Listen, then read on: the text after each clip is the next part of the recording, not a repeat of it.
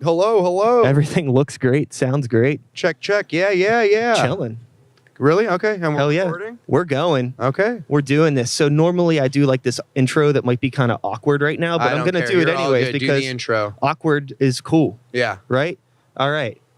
Hello and welcome to Start the Beat with Sykes. My name is Sykes and this is my podcast. Before we get started, I just wanted to take a quick moment to thank everyone who checked out the last episode. If you're one of those people, I hope you enjoyed the conversation and thanks for coming back. But for those of you out there who are new to the show, welcome. Please feel free to make yourselves at home. And as always, there's beer and soda in the fridge, neither of which we have right now, but that's all right. I'm sitting here today. It's in a cooler, actually. There's a cooler somewhere. There's beer and soda in the cooler here at, I guess, reporting live from Four Chord Music Festival. I'm sitting here today with Dan of the band Real Friends. Say hello to the internet, my friend. Hello, internet. How's it going? How you doing today? We were just chatting about curry and stuff like that. You made me fucking hungry. Yeah. I had a pretty good breakfast, but I have not had lunch yet today. What's your Pittsburgh food experience been like so far? Quiche and hash browns and hotel yogurt. Hotel yogurt. That's a band name waiting to happen. Oh, yeah. And a banana. And that's all the food I've had in me today. Yeah. So I've had my breakfast. I've had, I guess, lunch. And we'll see. Yeah, you guys have played Pittsburgh a good bit. You have like a good relationship with the city here? I'd say so, yeah. I have a shit ton of friends that like your band a lot. I can tell you that. Yeah. Well, tell them thanks. Yeah, thank you. Thanks, yeah. Hope you're watching, motherfucker. Whoa. Last time we were here, we were with Grayscale, actually, who's also playing the fest. Cool. Cannot remember for the life of me where we played. I think it was Rex Theater and whatnot. And we were here on what Chicago refers to as Blackout Wednesday, which is the day before Thanksgiving because nobody's got to work and whatnot. And, I was chilling, having a beer and whatnot with some of the people on the tour, some of the Grayscale dudes, our drummer Brian, our sound guy and whatnot. And we went to the Smiling Moose and upstairs where they have all the gigs, they were having, a ska night. Okay. We'll call it, they have the emo night now. And there was a ska night and it was a wonderful experience for people watching and I was having a great time. And then I watched our drummer Brian and then our sound guy Derek wait in line at the pizza spot around the corner from like Rex Theater. I want to say it was Rex Theater that we played. I could be wrong. That makes sense. Yeah, it's right there. But yeah, like right there, by Smiling Moose and where we were parked, and they waited for a pizza for like 45 minutes because they ordered a whole pie. And then, I was just sitting out there watching them, just being like, wow, they're waiting a really long time. All right. And then everybody's coming in, grabbing a slice, and just leaving just in front of them. And they're sitting there on the counter like, dude, when are we getting this pizza?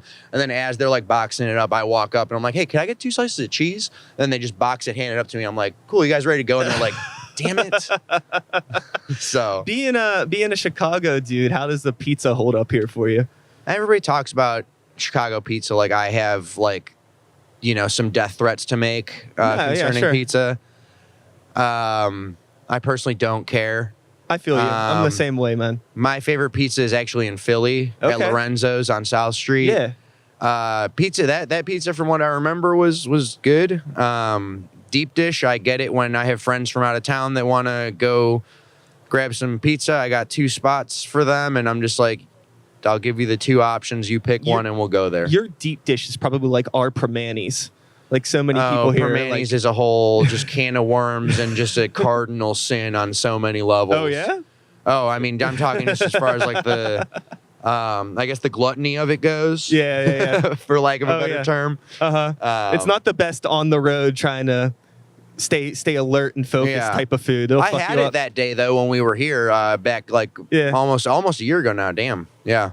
So with everything that's been going on with you guys and DIY in general, as we'll say, from somebody that's, on the other side of the fence in terms of like you're touring a lot more than a lot of bands that I typically talk to. What is DIY like for you now, being somebody that's on the road pretty frequently, getting to see different areas of the United States and the world? I feel like I have kind of a complicated history with DIY. Not necessarily anything bad by any means. It's just because we came up in the south suburbs of Chicago and whatnot, and I feel like a lot of the DIY stuff in Chicago happened in like the north side of the city and in like the north suburbs, for the most part. At least when we were like growing up, going to shows and whatnot. We had a venue called Mojo's around like the Orland Park area that was getting like they progressed from like a coffee shop, and then they moved into like what used to be either like a comedy club or a strip club or something. And then they moved to like a third location, which was, each one was bigger and getting like better shows, better tours and whatnot. And it was super awesome to, have like a venue like that on the south side that was getting touring acts and was having local bands play like all the time, regularly. Like all of our bands, at least me, our guitar player Dave, and our bass player Kyle, like all three of us being in separate bands when we were growing up, like, we'd all of our bands would play at Mojo's and whatnot. And then, it wasn't until I was in like community college around the time like Real Friends started and whatnot. And we'd play like some DIY spots, and like around Chicago, I'd go to shows up on the north side and whatnot. Like there's this place, Arby's, where I saw Modern Baseball, Tiny Moving Parts, and Knuckle Puck play a show together and whatnot, like maybe 2013. It was a wild time to be alive. And then like, and then I saw Defeater and Code Orange at another place called Treasure Town. There's a spot called Spaceship that I saw Into It Over It at and whatnot, all of which I believe are defunct now, but which really sucks. But a lot of cool stuff. And I feel like the DIY mindset is kind of bleeding into a lot of other areas of media, especially with like live streaming and stuff like Twitch right now, because there's 100% like, I would say like a DIY mentality with like the live streaming stuff and whatnot, because that's all, for the most part, one person taking care of all that. They, buy all the gear, they set up and make it look nice, some nicer than others. No problem with that. And it's a community where, I feel like a lot of people like feed off of each other and like learn things from each other and are able to study each other, where I feel like in the music world, some bands would go after other people's throats being like, you're ripping off our style, bro. But like, and at least in that ecosystem, like everybody for the most part, like wants to see each other thrive, because it's one single person instead of like an entity consisting of like, 3, 4, 5, 6, 7 people, Yeah.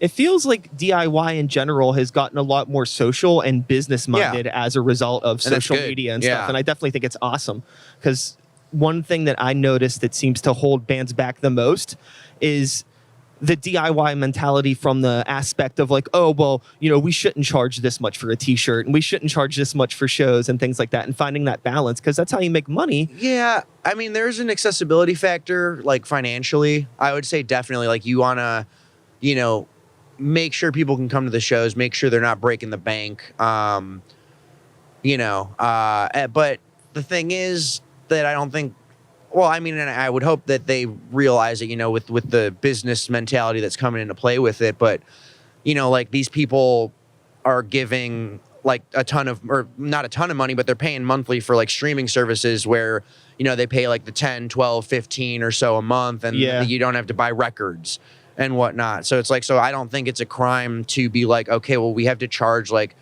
even $10 for a shirt or $15 for a shirt in that aspect. It's something where, I feel like a lot of people have been shamed into thinking they're not allowed to make money off of art and whatnot. And then people like come down on bands and artists wanting to make a living. And a lot of people will say like, I want the world for you, and I want you to succeed and whatnot. But then, then they maybe get like a really good like tour offer, or, they have to start charging, maybe an extra $5 for a shirt and whatnot. And then all of a sudden you got nails and a cross ready to go. Is that anything that, shout outs to this train right now. Yeah. Keep rolling. Is that anything that you've had to deal with Real Friends, as the band has like seen success in playing bigger venues? Definitely. And higher ticket costs? 100%.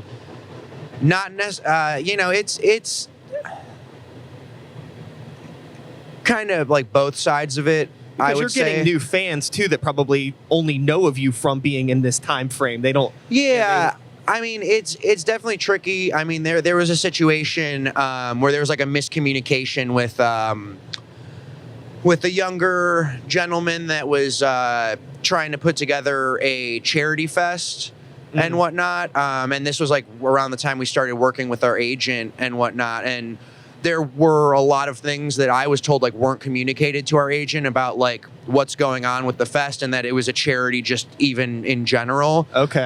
So then our agent, asked for a certain amount of money, and then this kid thought like that's outlandish, that is outrageous, like this is in your backyard, you're asking for this and whatnot, like that is so like just like unreasonable and like how could you and whatnot. And then like we didn't know about any of this because he was talking to the agent. And then we see people online being like, yo, like F real friends, like screw them, like they're asking for all this money, like this is so stupid, like a disgrace to our scene and whatnot. We're just like, what is going on? Okay, yeah. And then like it's just like, because then, and I'm glad now that people understand, like, have more of a business mentality behind it and know, this is how it is to talk to an agent. You're not actually talking to the band and whatnot. Like we don't necessarily like once we reach that level of that we can't handle it ourselves and stay sane and stay in a healthy headspace, that like there are other channels that people have to go through and whatnot. And like, I don't know if it's like a jealousy thing. I don't know if it's just like, they think we don't deserve it and whatnot. It is frustrating, or it was frustrating then at that time. But, with how social media is, like you're saying, like with the transparency of it and everything, it definitely adds to like, like you got a problem, like just ask what's up. Like all you have to do is like politely and cordially like ask, like, why did something like this happen? And then if you're nice about it and the person you're talking to is nice about it, then it'll be a civil conversation where it's like, well, actually, this is how these kinds of things go and whatnot, know? Yeah, that's the double-edged sword of social media, where you have that instant access where if somebody wanted to ask you something, they could very easily. But at the same time, if something goes wrong and they want to tell the entire world about it, the entire world can know in 2 seconds. Yep. And then once it's out there, it's so hard to correct it. Yeah. Or like, set the record straight. Yeah, well, because then they'll see the one thing, and then if there is a clarification or an apology, they don't see that. Yeah, because they're not looking for that. Then they're only looking for all of the hate comments, or just to be like, oh, I'm just not going to pay attention to them anymore. When then they can get a hopefully a logical explanation. Yeah. So I noticed the Majora's Mask tattoo there. Yes. So you like video games or something? Massive gamer, yes. Okay, cool. So what is like the game that made you like video games? The one that like fucked you up the most? Whoa. Well, when I was like N64, I want to say came out like 96. That sounds about right. Well, yeah, 95 or 96. So I was like 4 or 5 years old, and my parents like didn't necessarily have the money to get me anything like right away, or for me to have like access to that, but like they would, they would like Blockbuster had something where you could like rent systems. Oh yeah. And whatnot. So then they like, maybe for a weekend they'd rent me like an N64 and whatnot. I'd play Super Mario 64, and that was kind of what set all of that into motion. My mom rented me a Virtual Boy from Blockbuster Video. I remember demoing one of those at KB Toys. Oh yeah. Yeah. Fucking nightmare. You're talking about the little red guy? Yeah, you had to put it on your face. That tennis game was sick. Or sick, even that, though. they just had like the little tripod, and you just, at least at the demo stand, and then I'd just go there and be like, yep, that's how you did it. like let's say these are the goggles, and I'm just like, yeah. What? But yeah. So you rented that N64? Yeah. Yeah. Honestly, and like renting was huge for me, because that's how I'd find out about like a lot of games that like I really loved, or like, if a friend would let me borrow a game or something, or I'd play it at one of their houses, and they'd be like, yo, if you like it, you should get it and whatnot. And then they'd be like, yeah, and if you have like any trouble, like I'll help you, like, I'll give you tips and whatnot, or I'll show you how to do something, and then you can kind of take it from there. Yeah. So just honestly, a super like just inviting and accommodating community, at least if you are a gamer in and of yourself, like and whatnot. I mean, granted, I know that gamers don't necessarily have a stellar reputation right now, and I mean, Sure. I know that in the past, like I haven't had necessarily the most positive or correct language with it, sure. just as far as certain commonalities within like online gaming and thinking that certain things are okay to say because who you're saying them to, it's not offensive. But then once you say them out in the open, people are kind of like, what did you just say, dude? And I'm like, what? This is how we talk when I play video games. They're like, that's not okay. And I'm just like, but I'm joking. And they're like, doesn't matter, dude. And I'm like, and then it took a little bit, but then I was like, okay, now I get it. Well, that's the funny thing about growing up is that a lot of times, depending on how you're raised and the people that you're raised around, a lot of people don't want to like tell you certain words are bad or certain things. They don't even want to bring them up at all. Yeah, because the only way you hear somebody say it, some other shitty kid say it, so you start saying it, and then now they tell you that it's wrong. So it's like the only way you can learn is by fucking up. Yep. To an extent, yeah. I mean, but the magnitude of said screw up, is that varies. Yeah. With but gaming wise, what was the game? Do you have like any particular game in your head? Because I could tell you, for me, mine would have been Final Fantasy VII, which is a very stereotypical answer, but it's a product of my generation. No. I mean, same with Super Mario 64. Yeah. Like, my own relationship with Final Fantasy VII was that they need to go back if they're going to re-release it and fix some stuff. Oh, sure. Or, well, not even with the remaster. If they're going to, put out higher fidelity versions of the original, then it's like, the little area where you go meet Red, the little lion guy. Red 13. Yeah. Is that? Yeah. Yeah. I got stuck there. They wouldn't let me out. I was too low of a level. I couldn't really kill anything without having to go like spend a bunch of money on potions, and then it got to the point where I'd run out of it. I couldn't kill anything to get more money and then level up, and then it was just like, well, I'm done with this game now. Yeah, that happened to me on Final Fantasy VIII. I got stuck in a save space right before a boss, and there was nowhere to grind.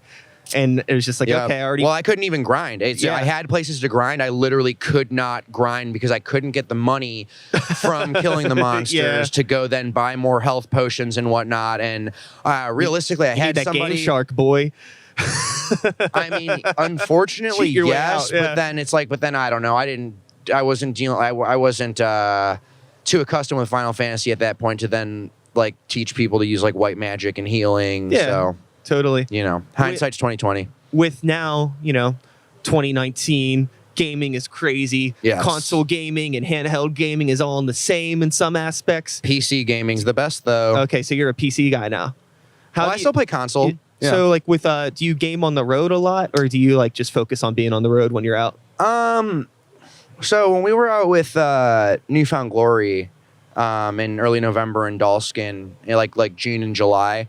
I had my MacBook out with me, and I boot camped that with Windows. And it was one of the 2016 models to where when I got it, I could upgrade the GPU in it. So it could run some stuff and stream. I'd aim for more like lower fidelity stuff. But like it would get the job done, and I'd have like a second little like 15-inch monitor. And then, I'd have my little duffel bag full of stuff where like we'd have good internet at some of the venues and whatnot, and like depending on the schedule, I'd be able to do like a stream or something, and just be like, yo, like have like a Discord server where I tell people like, oh yeah, I'm gonna try to stream this day. It's like and I'd screen cap like the upload and download speeds from the test and be like, look, we might be able to stream today and whatnot. And then like if the green room was accommodating and whatnot, and there was space for me to take like a little corner for that, and early November in Dalskin were usually always cool with it. Cool. So. Yeah, I was a buddy of mine. We were playing a show with this band called Of Virtue. They're from Michigan, metalcore stuff. But I think it's their singer is really big into like streaming and playing, and he had like a TV with him and his Xbox, and he was just like set up in the corner the whole time. Didn't see him. I was like, okay, I mean, whatever. Well, have fun the way you need to have fun. Yeah, you can stream directly from consoles too. That's so sick. I know because I started doing it straight from PlayStation 4. And whatnot, and it was so rough and whatnot because I didn't know the extent of what you could do with it until I got a PC and then started messing around with that stuff. And like, because I would never really watch streamers or anything. I would just be like, oh, this is so cool to like be able to do that and whatnot. But then I wouldn't pay attention to how other people were doing it to be able to like do it right, you know? Is anybody else in your band game? On and off. Our guitar player Dave does every once in a while. Eric does every once in a while. Brian will hop on a little bit here and there. Our old merch dude Dan would play with me. Same with our old sound dude. So like here and there and whatnot. And when we'd have like certain, you know, multiplayer games, we could break out. And like I remember Warped 2014, we brought an N64, and we ended up like getting like 3 copies of GoldenEye and then like 2 of like Mario Party 3, and then we just like it was a whole mess, like just like yelling at each other over Mario Party and getting really frustrated and screaming and shit. So well, that's the cool thing about, you know, being able to go out and be in a band with your friends, which ironically that's a funny, I like to talk about that a lot, just about like the importance of friendship in bands. And your band name, Real Friends, that's funny. Do you feel like you're real friends, you homies? Or fuck those guys. You know, coming up on 10 years of hearing that pun. Yeah, I apologize. No, I'm just kidding. Yeah, no, but that's actually something that I talk about a lot with underground bands that are starting out, in the terms of like how important friendship is in the band to the success of the band. Yeah. Oh, yeah.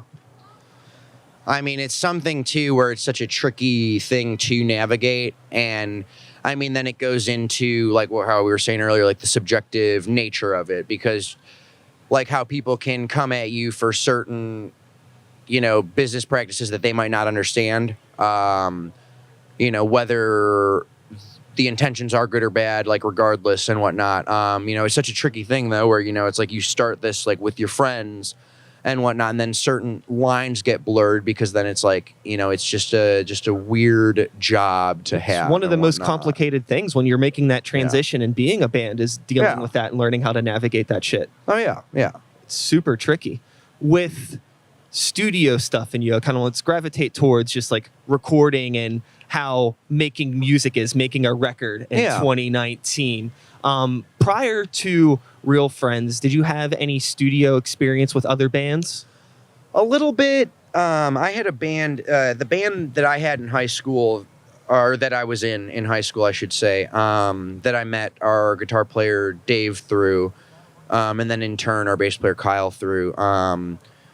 Like, our guitar player's ex-uncle like ran a studio in Phoenix and also recorded some DMX stuff and had some really wild like records on the walls there in that studio. Nice. I got like, you know, like a week or so off of school, because this is my senior year of high school and whatnot, and then flew out to Phoenix and whatnot, and all my teachers were just like, yeah, go do it. Like, if you can, like, they're like, that's really cool. Like, we'll give you all the work that you need to do and whatnot. And like, you're cool to take some time off and whatnot, of like, and I was like, that's awesome. Really? So I had some studio experience, I guess. It was definitely a rushed thing, because his uncle was doing it like, pro bono. Sure, that's what I had in my mind. Yeah. So it was just like, definitely, he's just like, I'm not going to sit here and you're going to mess up all the time. It's just like, you know, so some of the vocals got auto-tuned and whatnot, to an extent. And I had played bass in the band, and I just do like backup. So I didn't, you know, there was nothing where I'm just like, my voice sounds bad. Cause I wasn't, you know, really singing in the band. But it was a cool experience and whatnot. And, you know, and then, but that's the extent of it. Just, and then just like, you know, a random like basement demo that we did with somebody that was like building a studio in their parents' basement, and I just remember watching 300 times. Just had a fucking DVD of it looping. With a band that, you know, has a more extreme tour schedule in writing and recording, how has that writing process changed over the years for the band, if at all?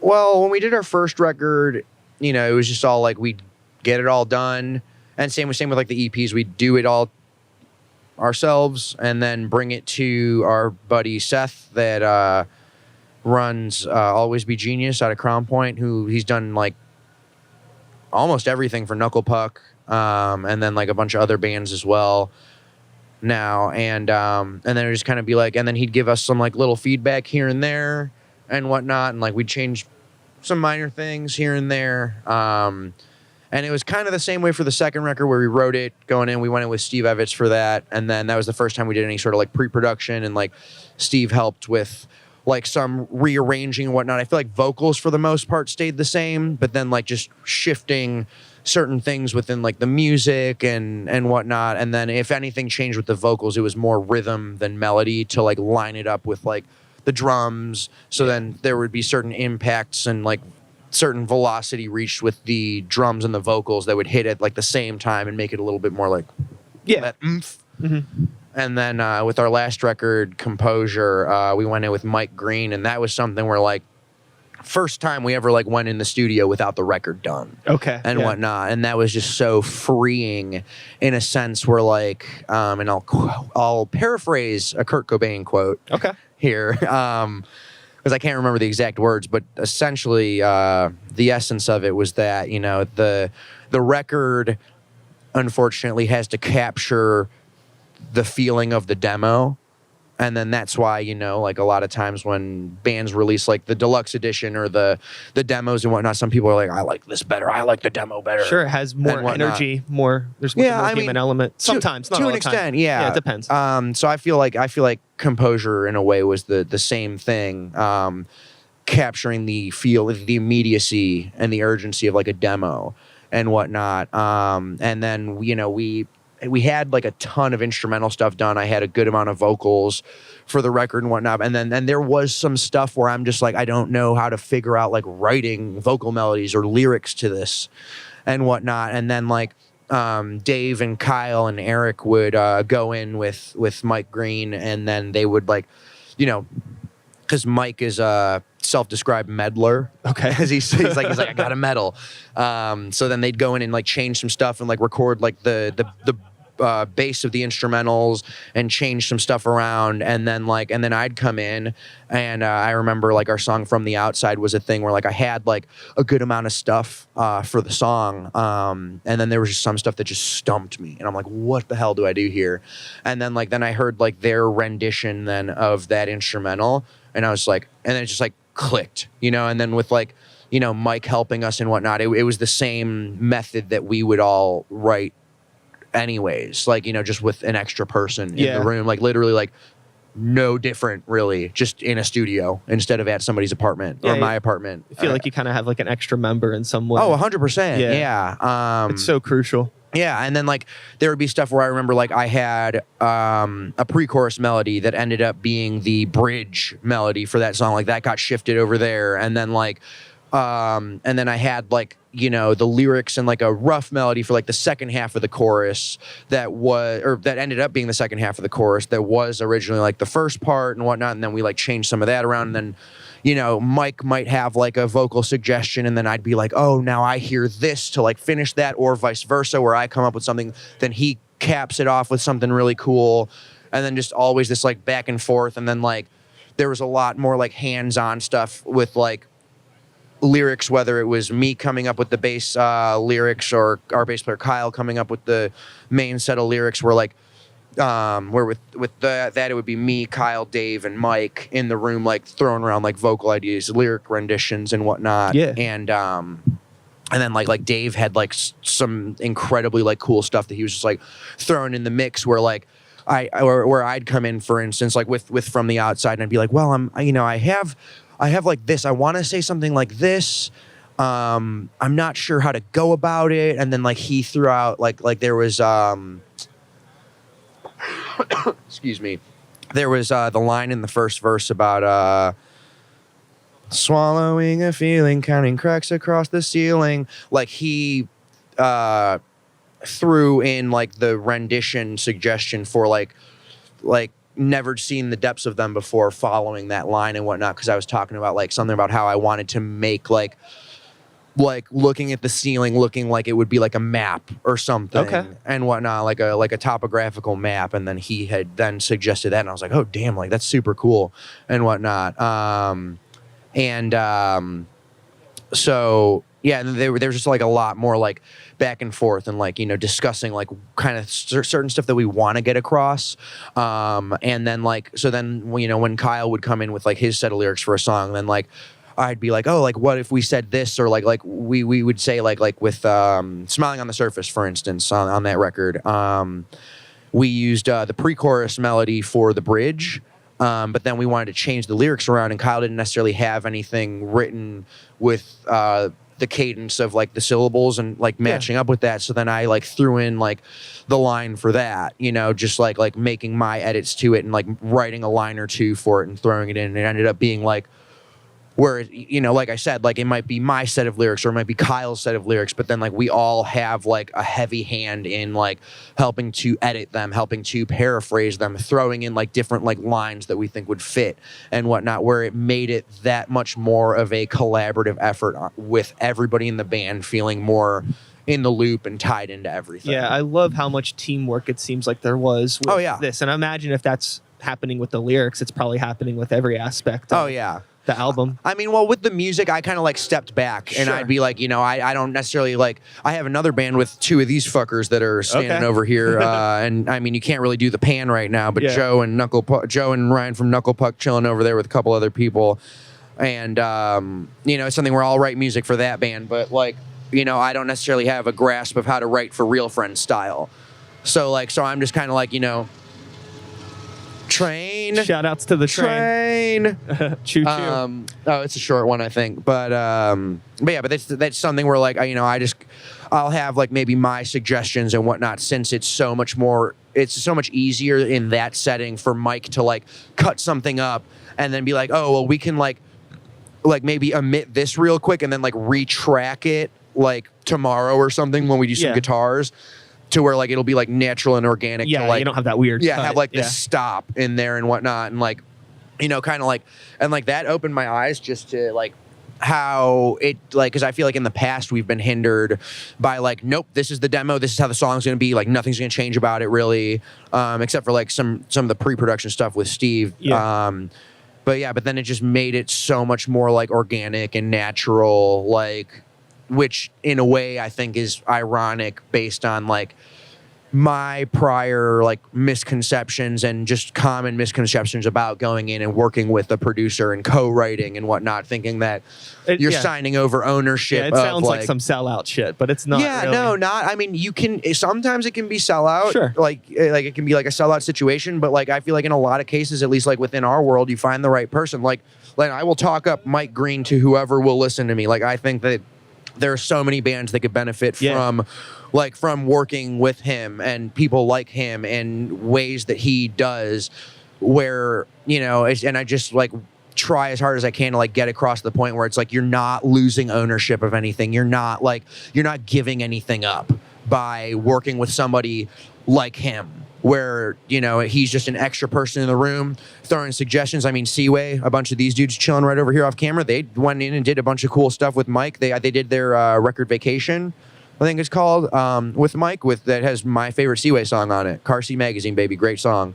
And like, you know, and they had an incredible time, like at least that I know of, working with Mike as well. So it's like, you know, I want that barrier to be broken where people think they're like selling out by by not being like, because, you know, I mean, and you think about it then too, like you're not paying for, if you're on a label, you're not paying for the recording, like, you know, so then you're handing over ownership like legally then to the label of the rights to the record. So it's, you know, it's like if you want to look at it in that perspective, then you're already going down this rabbit hole where you're selling out, where you're like, you know.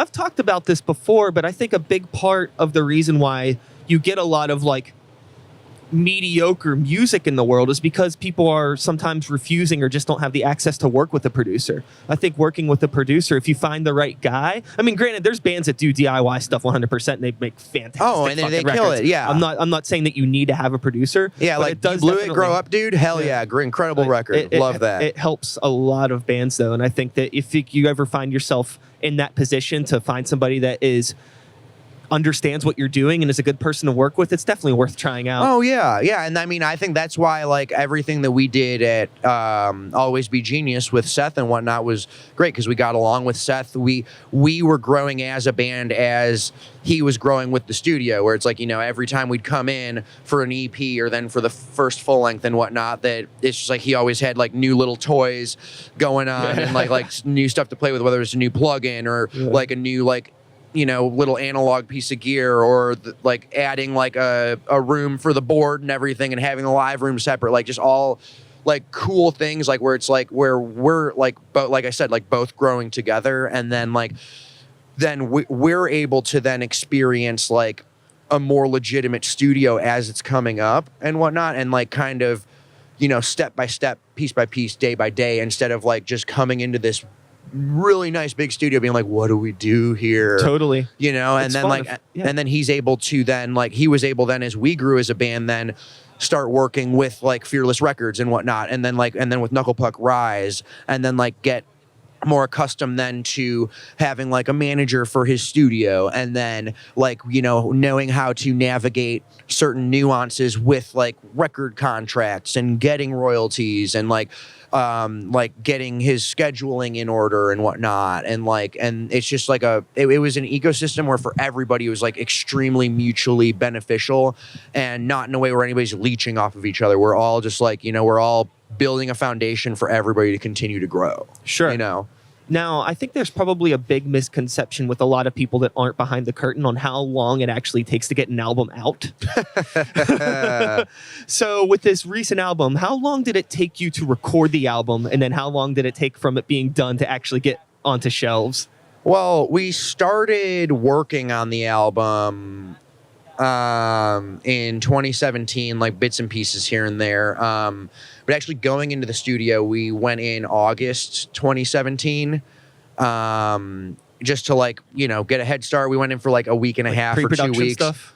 No, not even that. Just like co-writing. Oh, okay. We wrote like, you know, 4 or 5 songs Gotcha. and whatnot. Some stuff we were just like because then we came back in December. Or no, not December. We came back New Year's Day, actually, 2018, to continue the record, and then we had like, you know, 5 weeks. So it was like 7 weeks total, like to, you know, write some of the record, co-write in the studio, bring in what we had done at home, and like kind of like mess around with it, change some stuff around, and like make it better and improve on it. So total like recording time, and like with the co-writing involved, because the co-writing and the recording came hand in hand at the same time, about 7.5 weeks or so. Okay. For the actual recording. Yeah. Over like August 2017, and then January 2018 into February. Yeah. And then with getting it mixed, mastered, and released, how long of a chunk was that? I mean, that was a little bit of a different situation just because I had certain like mental health issues that needed to be addressed. Okay. But I mean, the mixing of it, I want to say we were done around like early March of 2018, maybe into April, possibly, of mixing, because then also I can't think of his name, Chris, that mixed the record. I can't think of his last name for some reason.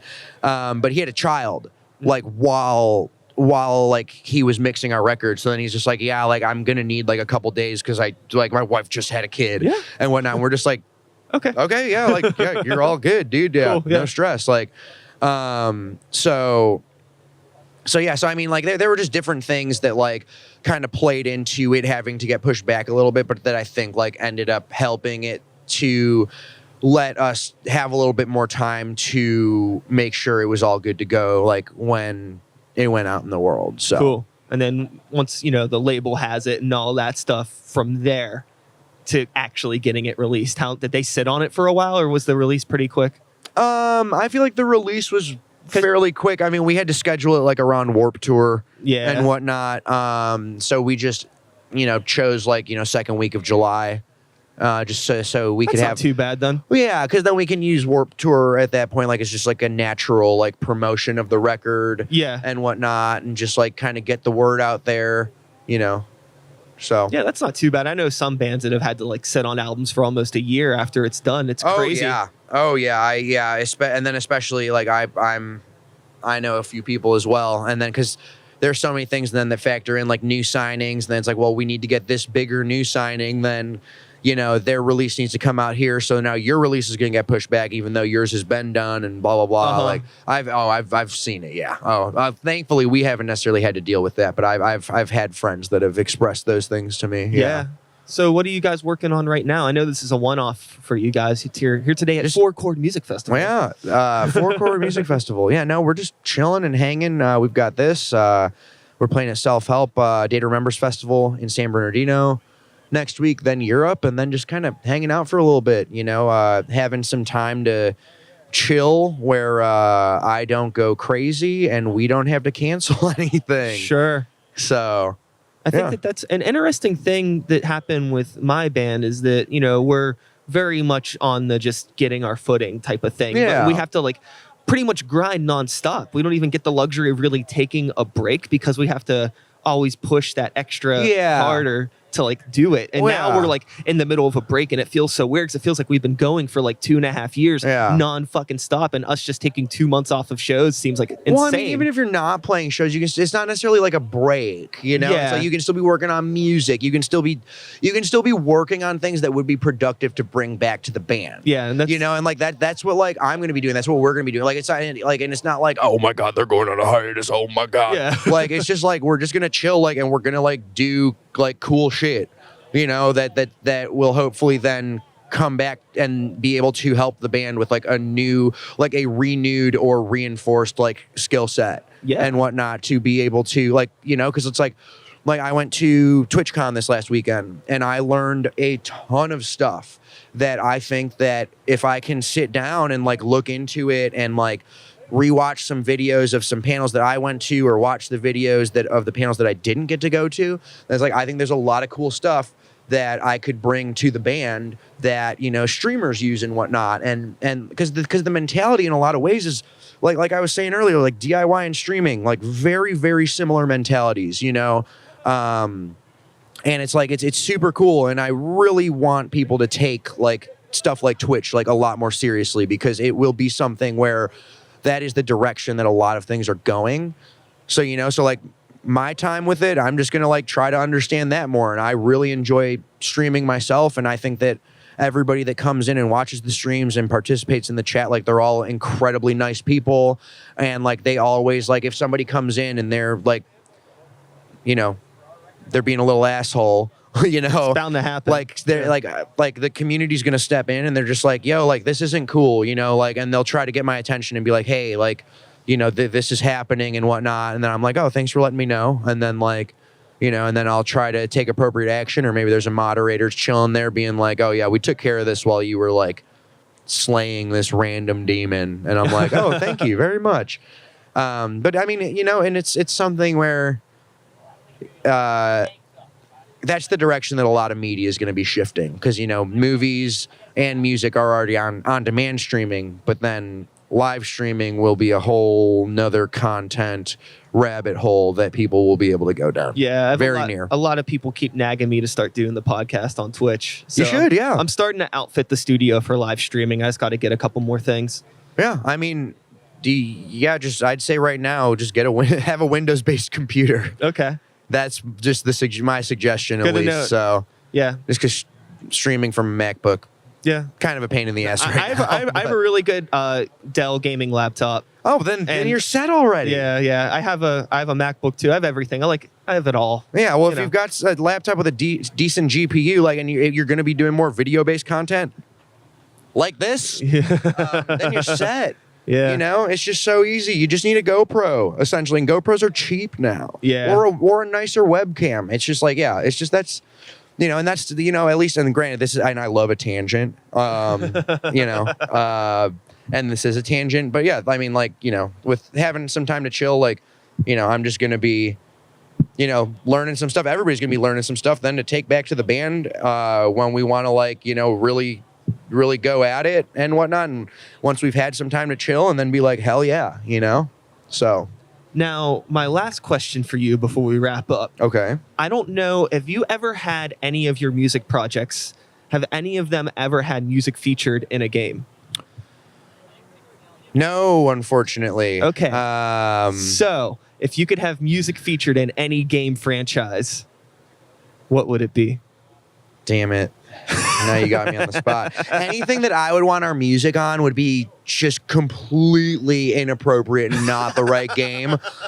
You know, because I'd love for their, like, you know, if they were going to do like a Dark Souls 4, like have Real Friends playing in the background, or have some sort of, like, I don't know, like orchestral twist on it. Sure. Or like you can even take my vocals out of it. I don't care. That's fine.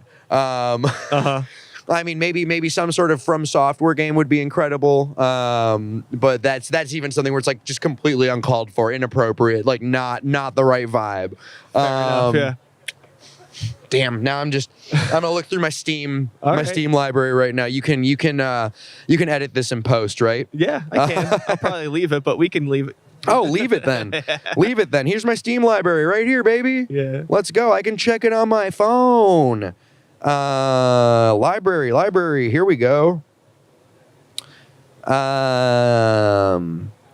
This is something where, like, I can tweet them this interview and be like, hey, can you put our music in one of your video games? There you go. Oh, that would be so sick. Yeah. Cool. Yeah, I mean, maybe like a chiptune. Is it chiptune or Yeah, BitTune? chiptune. Yeah. Maybe like a chiptune version, like Stardew Valley or something. Maybe like I really like Stardew Valley. Maybe Animal Crossing. Okay. But the thing with Animal Crossing though too is you can change your town theme to like whatever like melody you want. So technically, I could put a Real Friends melody in there. but if it was in there and it was so cool and so chill, I'm just gonna say Animal Crossing. Nintendo, Okay. please, I love you. I love you so much. You're incredible. Please. I'll give you whatever you want. I'll pay you. Yeah. You don't have to pay us. I'll give you the rights. Pay to play, baby. I will buy the rights from Fearless Records to just give them to you. I'll sign the rights over to you. That's fucking awesome. So, yeah, with that being said, I want to thank you for taking some time to chat with me today here at Four Chord Music Festival. Four Chord Music Festival. He's been Dan. His band is Real Friends. If you're still watching this because you're a fan of the show and you're not familiar with the band, go check them out. They're available on the internet. They're pretty easy to find. Yeah. Spotify, Apple Music, Google, whatever you prefer. They probably have some physical media that they would prefer you buy online as well. Yeah. We're working with a startup right now to where through Twitter you could smell our socks after we play a show. So that'll be a new immersive experience, kind of like augmented reality, but you know, I can't think of anything clever or snappy to say right now, so we'll just leave it at that. Sounds good, man. Thank you so much, and we're done. Hell yeah. That's it. Hell yeah, dude. Thank you.